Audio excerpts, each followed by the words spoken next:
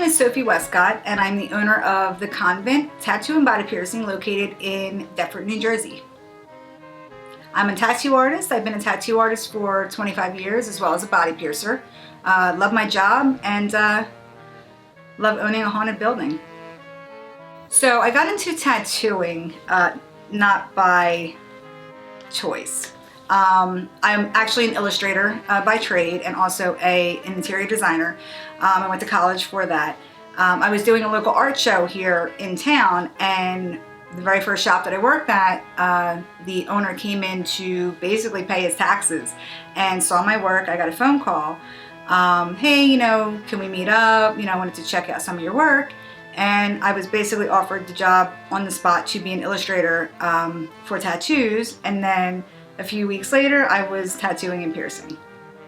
So the building that you are in today is actually two buildings that were brought together. So I bought this building in 2014, not knowing it was haunted. It was actually an abandoned property for about 3.5 years. Sat here vacant. It was bank owned and foreclosed on. I needed a new location for the tattoo studio that I knew would be a permanent spot for myself, for the other artists here, for our clientele. So when I bought the building, within a week to about week and a half of starting the demolition here, things started to happen. We would start to get different sounds, or we would get different talking and hearing things and stuff like that. So it wound up becoming kind of like the norm, where people were like, hey, did you hear that? Did you just see something? So we started to kind of question maybe our own sanity. And then it just wound up getting more and more and more as the years progressed into the hauntings that we have today. This place runs the whole gamut of basically anything haunted that you can think of. Not only do we now have haunted objects and artifacts, thousands of them, we also have our resident spirits here. We also have, we're a full running tattoo and body piercing studio. So we are an actual business that runs on a daily basis. We're not just some abandoned building or urban exploration or anything like that. So with the building being the way it is, the activity here has gotten more and more, everything from closing and opening doors, sounds, whistlers, footsteps, talking, cold spots, seeing full body apparitions, seeing shadow people. I mean, you name it, this place has, the full gamut of everything. And as a tattoo artist, it's kind of cool because, you almost think to yourself, do tattoos and spirits have some kind of a weird coexistence within themselves? So this building is very special. So is what we do as tattoo artists. We get to create something that we love every single day for people. It's the art that creates, the life that we live, as well as the spirits helping to influence it as well. So I've been an oddities collector probably since I was about 9 years old. I always had a fascination, I hate to say it, with death. I always had a fascination with bones, with different structures of things, how things move, what things are, fur. Plus I love animals, so it really is kind of started with taxidermy. I love animals, I'm an animal lover. And as an artist, I actually utilize a lot of my taxidermy in my art because I have something real that I can look at every single day. As well as we have 8 real human skeletons here in the studio. They are legal to own because many people do ask that. New Jersey still is legal to own. And we utilize that as artists because how many people have skulls on them? How many people have, skeletons on them? It's perfect reference for us. So I've been collecting since I was probably about 9. It really amped up once I finally bought this building. A lot of people sent us a lot of different things that they thought would look cool here. We are the Convent, so we go off of, people say covenant. We're not witches, we're not a coven. It's convent, like nuns. But it's actually, the reason we named it the Convent was because it is a sanctuary for not only us, but for wayward spirits that we always protect and we help guide. If they want to move on, we help them. If they don't, they can stay here and party with us. As far as, being a collector, it takes certain things for me to really feel when I collect something. So I don't collect every bit of oddities. It has to be so different that I need it. Like want it, need it, like have to have it. But yeah, taxidermy and humans are pretty much my my main thing. So this is the hallway leading back into the tattoo area. This is also our skeleton room where we keep our bony bunch, as you can see. Yes, all of these skeletons are real. Many of them 19th century medical specimens. We do have one favorite one here. This is Mortimer. He is an old Oddfellows skeleton. And he has moved a few times. So we're trying to figure out why Mortimer keeps moving. Everything that you see in this hallway, for the most part, is all haunted objects and artifacts. The monkey up here likes to throw things at people, so you gotta watch out for that one. All of these photos are all haunted, many with multiple spirits attached. We keep some of our favorite spirits in here. Mr. Norman here, he's our Shadow Man figure. Amazing. He loves to talk, he loves to play cards, and he loves candy and cakes. Jeremy is one of our house favorite poltergeists, and a poltergeist is just basically noisy spirit in German. He makes a lot of bangs and taps and sounds here. He loves to light up his ball, so that's Jeremy for you. Then as we go through here, you go into our tattoo area. So in here we have a lot of other really cool objects other than just the haunted artifacts. So here is a Richard Ramirez, which was the Night Stalker. Many know who Richard was. This piece was actually in Rolling Stone magazine and has been a very famous piece, one of his all-time famous pieces. Richard wasn't a very good artist, but it's Richard Ramirez. We have a lot of oddities in these cases, a lot of our wet specimens, which kind of dwindles down to this section here. Multiple haunted objects and artifacts.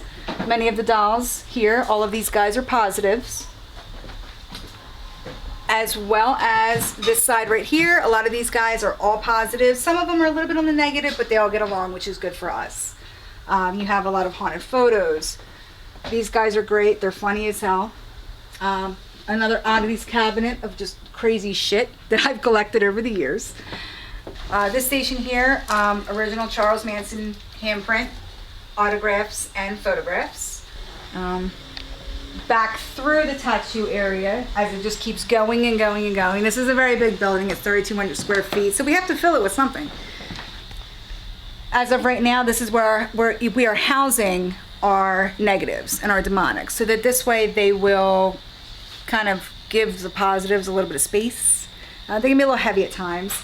You know, some really amazing pieces here that are going into a special project that we are working on.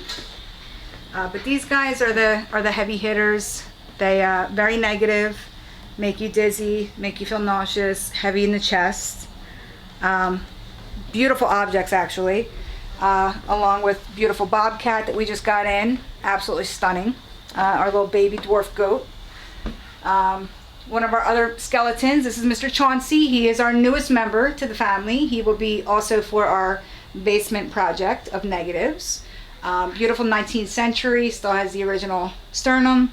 And yeah, he's in beautiful condition. He's pretty tall for his time frame. And then as we go up,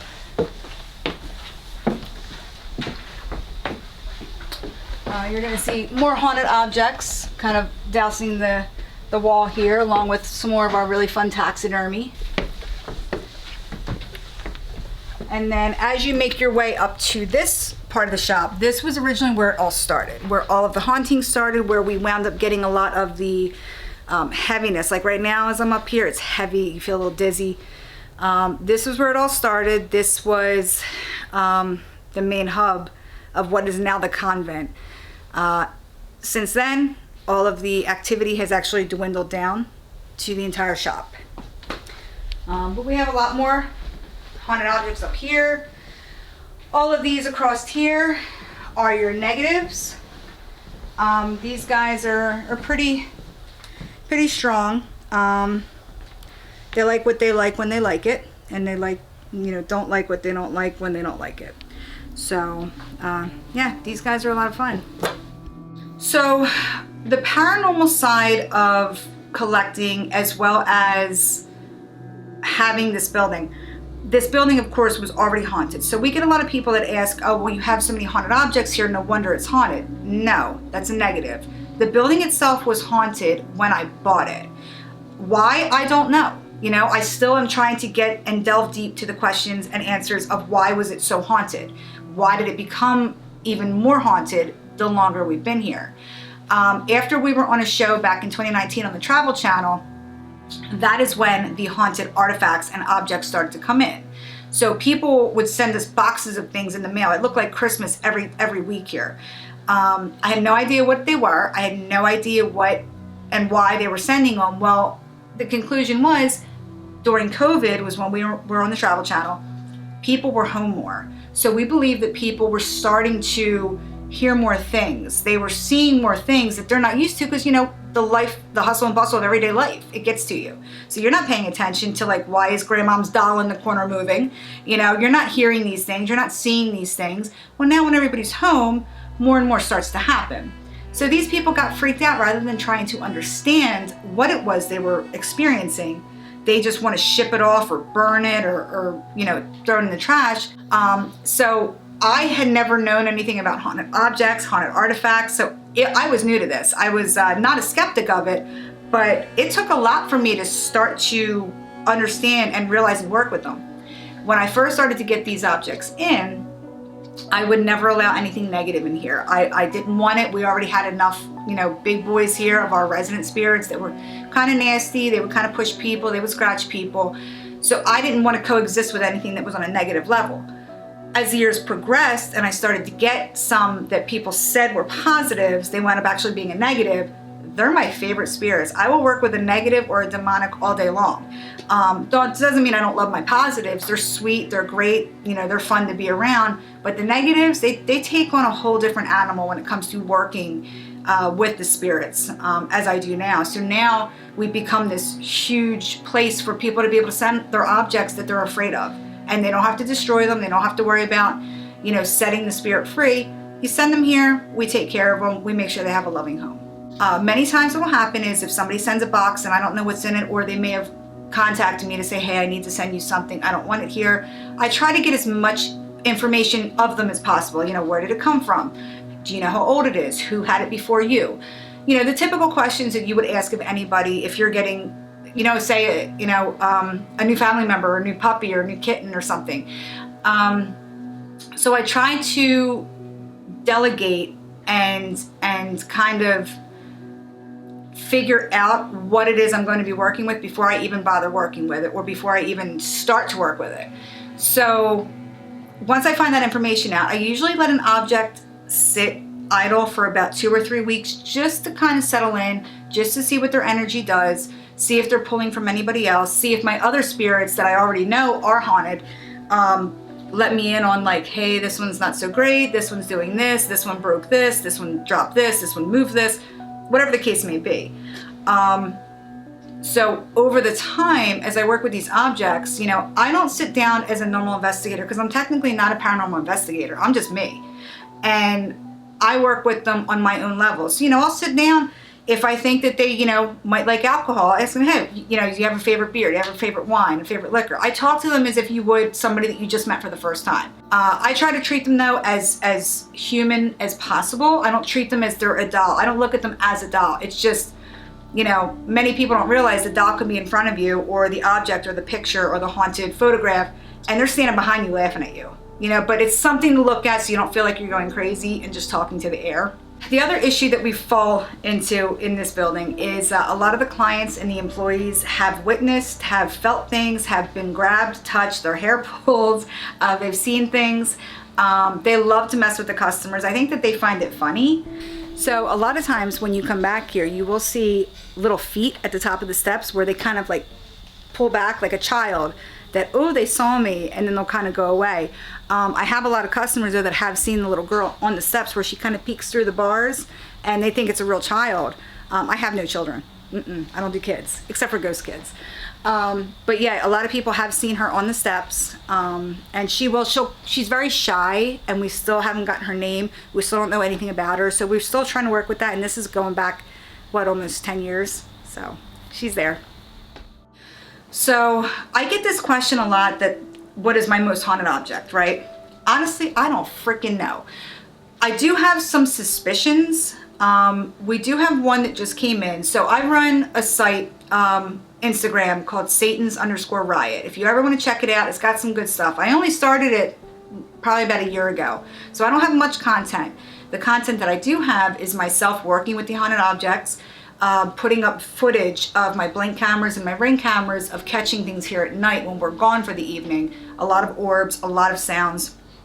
We've caught some wild stuff that we can't even explain, or I've shown other investigators, like, I've never seen an orb that looked like that, or I've never seen this or that. But if I had to guess which object I have in the building at this time that's my most, I don't want to say haunted, but maybe my strongest, it's a turtle that we just got in. It came from the dark web. The lady who sent him to me received him from a group of guys that were terrified. They all put their money together. They bought this object off of the dark web. It is made out of some form of skin. I do believe it might be goat skin, just because of the way it's formed, because it has stitching around the bottom. What the form over is that they put this skin on, I don't know. Why they made it this way, I don't know. But it looks like this cute little innocent turtle. Came off the dark web. The lady got it in her house. She started to hear screeching and scratching in her walls that night. She doesn't work with negatives, but she is a haunted doll dealer. She does not work with negatives. She didn't want it. Got it from her. It came here. It wasn't even unboxed for maybe an hour. And my client and I that were sitting here tattooing, it was just us in the building, I put it across from us just so I could keep an eye on it, see if it lit up any balls or lights or did anything. And we hear this screeching, and I couldn't believe it, because my client looks at me and says, "What is that?" Now, we're in winter here in New Jersey, so there's not really much of anything out. We're starting to get into spring, but this was a few weeks ago that I wound up receiving this object. So this thing was making these screeching sounds that I've never heard in my life. It set off its ball that I gave it probably about 4 or 5 times. I had to keep getting up to reset it. So then at the end of the night, I had a free hour and a half. I said, that's when I usually work with the spirits, when there's nobody else here. I have downtime. Nobody's coming in for the day. And I sat down with my phone. I had my phone on a tripod, and I always just kind of sit back like this. And I said, okay, tell me about yourself. You know, and I talked to the spirit. I talked to the object. At the time, we're doing some construction. My painter came in, had me with him for about 40 minutes. And I never take my camera off of objects. Left my camera running. And I captured probably one of the craziest things I've ever captured with a spirit. So it had 2 cat balls. First of all, it never set off any of the balls. What it did was it moved one of the cat balls upward without it ever falling down. So the laws of gravity just are undeniable. It doesn't work that way. Physics don't work that way. When I recorded it, it was about 45 minutes of video. I went home that night, came through, started to fast forward, noticed that this ball was moving. It took this thing 12 minutes to move this object up, and it never fell back down, and then it drained an entire flashlight. So now it's got me questioning, like, what is this thing? Because it's not I don't think it's a typical spirit. So for me, you know, I don't really know what a ghost or spirit is. You know, do they like to be called spirit? Do they like to be called ghost? I think it's a lot of energy, and I do think it's something having to do with some sort of the soul. So many times we deal with human spirits here, we deal with negative spirits here, we deal with non-human spirits here, and elementals. So if you're not sure what all those are, I would highly recommend look them up on YouTube, Google, whatever. The human spirits, they're just like you and I. You know, we have a lot of children here, we have a lot of adults. Then you have your negatives, where they may have never been an actual spirit of something, but they may have come from some other place, another form of energy, maybe the woods, maybe your backyard, you know, maybe some form of animal spirit that converted. You know, I don't really know. I don't have an answer to what exactly a spirit or, you know, a ghost is. All I know is what we experience here. And, you know, we always, no matter where we're at, no matter what location we're in, we always show them respect, as well as, you know, make them know that we're here for them. You know, if they need help, cool, let us know. I'm not going to sit here and ask you, are there any ghosts here? Well, of course they're here. You know, I'm going to say, hey guys, what's your favorite flavor of, you know, pizza? You know, what do you like on your pizza? What do you like, you know, what do you like to do? You want to have movie night? You know, we talk to them as if you would your own family.